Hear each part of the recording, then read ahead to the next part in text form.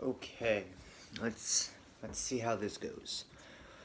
So this is going to be my first episode to my YouTube channel. My name's Dakota. Um, I will be doing these practically every day or when I can. On Mondays, I will be doing governmental rise up speeches for those of you that like to help me find world peace and to stand up against the United States government. And then Tuesdays, I will be doing Wiccan or witchcraft speeches. Basically, just going over what witchcraft is, how long it's been around, stuff like that. And then Wednesdays, I will be doing more governmental speeches. So basically, it's Monday, Wednesdays, and Fridays will be governmental speeches. Tuesdays, Thursdays, and Saturdays, I will be doing my Wicca witchcraft speeches. And then Sunday, I will be doing what I will be calling Random Sundays, where I would want people that end up following me, like and subscribe to my YouTube channel that I'm going to be making. Just basically give me your thoughts on things and what you would want me to talk about, what bothers you mostly. If anybody that is in school or whatever would like me to talk about bullying problems or whatnot and how to solve this problem, I will be doing it on Sundays. But today is Tuesday, so let's get started into today's video. It's not going to be too long because, like I said, it's my first video and I don't want people to be like, oh my god, does he ever shut up? So, and try not to focus too much on the jacket. Yes, I'm a very big Naruto nerd. Maybe Sundays would be something about Naruto. So today, like I said, today's Tuesday. I will be doing a Wiccan speech. And let's just start off with the basics of Wicca/witchcraft. Wicca and witchcraft are two different things. People may not agree with me, people may disagree with me, but of course everybody has their own opinion. I have been doing Wicca witchcraft for the past 15 years, so it's been challenging for me, very challenging. Lots of practice, lots of study. It's been in my family for decades. My great ancestors were part of the Salem witch trials. They were actually the witches that got burned at the stakes. Wicca is basically people that believe in, your natural elements: fire, water, wind, earth, and lightning. And then if you want to include the yin and yang, but that's something we'll get way ahead of if I make it that far. So, to start off with Wicca, Wicca is love for one nature, one self, and one soul. Now, the entire idea of Wicca and witchcraft, like I said, they're different. Witchcraft involves spells, potions, cantations, rituals, self-sacrifice if needed for that type of magic. It does exist. And yes, I am not technically supposed to be speaking about my witchcraft powers, but they are very much real. I know there's a lot of people out there that are very skeptical about how everything starts and how everything works out. So, let's get with step one. Step one of Wicca. We're going to do these in two separate things. I'm going to make a part one and part two. It's going to be called the witchcraft and the Wicca separations. So, Wicca, you basically have love for nature and, elemental things. Such as me, I have a big love for water, I have a big love for fire, and I have a big love for air. Earth and all the others, like lightning and earth, I don't really particularly like those two elements. They're more stubborn and more blunt. You have to have more focus and everything within it. Now, let's start with wind, because of course it's my secondary element. Wind magic, or aerokinesis, as most people would know it as, is basically a part of the Wiccan rite, and what you basically have to do with that is be free and let yourself be detached from the earth. In order for people with wind abilities to be able to use their powers, if they even have them to begin with. Not saying that nobody does, but it is a very rare skill to acquire. Now, wind element is, like I said, about freedom. You have to have a free spirit. If your spirit is not free, you're basically locking yourself down to understanding how things are different from one another. So you wouldn't be a wind element. If you feel like you're constantly wanting to be free, let go, you're lighter than a feather, you notice every time you get upset or something that your element will start to come out, that is normal. Do not freak out that something weird is happening to your body. I have been practicing wind magic for 5 years. I have mastered just about almost everything that has to do with wind, but there are some difficulties I still deal with personally. Now, another thing about wind elements is not everybody will have it. Yes, if you are a Wiccan, you will understand where I'm coming from with this, and I just like to start off with the basics. So, if you're a beginner with wind magic, the thing you need to learn about wind magic is it can be destructive, and it can also be peace-bringing. So, for example, beginners should not try anything too complex. It is also known as the wind technique. Now, there is a difference between wind magic and wind techniques. Wind magic is normally, like I said, involved in the witchcraft side, which I will get to in another video. Wiccan wind styles, or wind element, attribute, however you want to pronounce it, there is no wrong way to look at it, is basically trust in oneself, if you so will.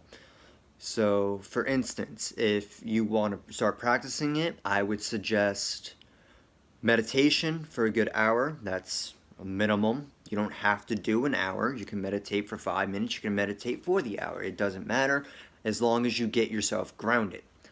So, for example, wind magic will also be able to control specific elements besides wind. To control wind, you need to also know the attributes of fire, water, earth, and lightning. And the reason why I say this is because wind is, like I said, it's a freedom element. You have to detach yourself from the earth, but the reason why I say you need the other elements is because fire is more can be destructive in life. You have to know the difference between the anger and the non-anger. Water is cool and calming. If you ever go to a beach or you look at a river or something and you notice that you're more calm and cool and collected and you feel more to yourself, you are a water nature or a water element. Earth natures or earth elements are stubborn most of the time, not always the case, but they are stubborn. You have to know the stubbornness and how to be able to not be able to be moved by the wind, because winds can, like I said, be deadly. Now, the entire thing on how people will tell you that it doesn't exist, they are only telling you that because they have not seen it firsthand. Now, I'm going to also state that people with these elemental problems, or elemental flaws as we are also known as, we get shunned a lot. We get told that it doesn't exist, that it never existed, that it's just made up in fan fiction, science fiction. Well, I would just like to say, like I said, I've been doing it for 5 years. It is very much real. Every time somebody does wind magic, they will be drained. If you do any type of magic in general, you will be drained. It takes your physical and spiritual energy. Now, to get into more of the root topics of wind elements and all the other elements, you have to understand the yin and yang change and release within the oneself's body. So, for instance, if you have too much of your yin and not enough yang, I know I'm going to be corrected on that because everybody has a different pronunciation for it, and the world today is more politically correct than usual. So, like I said, to understand the wind nature, you have to understand all the other elements and the yin and yang release. On the other hand, wind can also be very helpful and guiding. to the people that normally will understand that they have the ability. There's not really much else to get to on that. Some people you can create hurricanes, you can create tornadoes, you can end up taking oxygen out of people's lungs and ending them that way. It is possible. I would not recommend doing any of these techniques because these are a grandmaster master stage and you have to practice it until you learn how to master it. I would suggest if you're going to start doing the wind change in nature within your own self and your own being, make sure you have somebody that is understanding about it to fully understand oneself.